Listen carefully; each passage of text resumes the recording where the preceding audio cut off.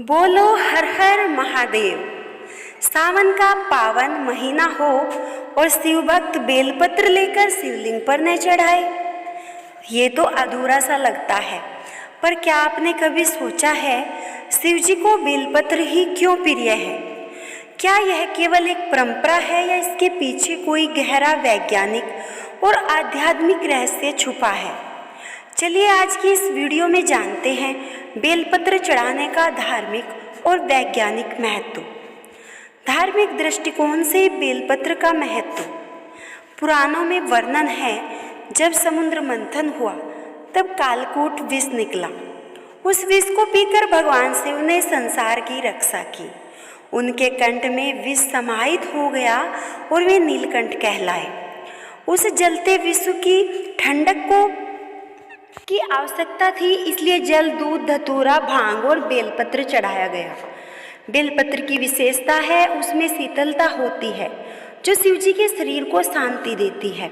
शिव पुराण में भी लिखा है, त्रिदल त्रिगुणाकार त्रिनेत्र चै त्रियायुधम त्रिजनम पाप संहार एक बिल्व शिवापर्णम।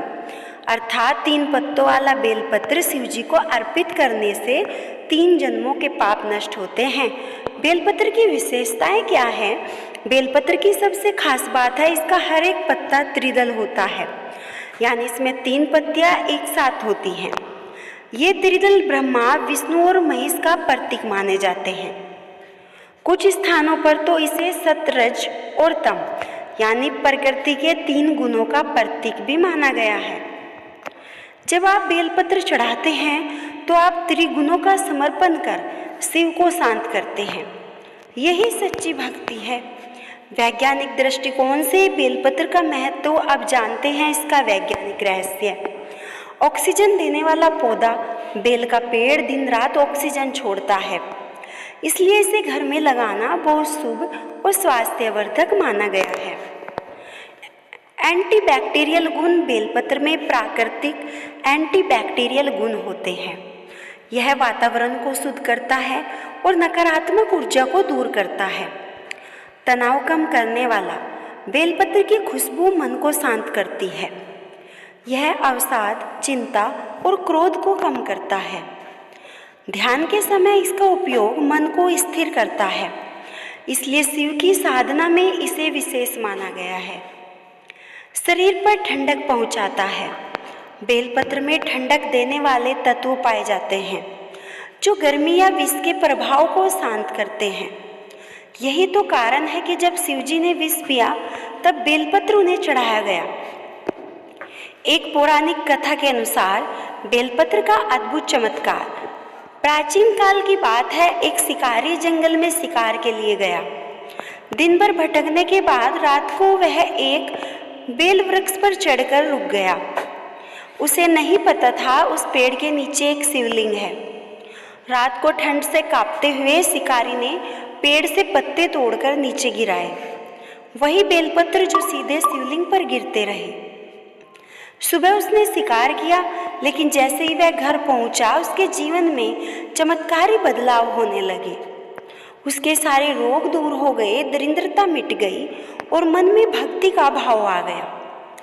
तब ऋषियों ने बताया उसने शिव की पूजा की थी। बेलपत्र अर्पण करके और भगवान शिव भाव के भूखे होते हैं। अनजाने में की गई भक्ति भी उन्हें प्रिय होती है। बेलपत्र चढ़ाते समय रखें ये बातें ध्यान में। बेलपत्र खंडित नहीं होना चाहिए।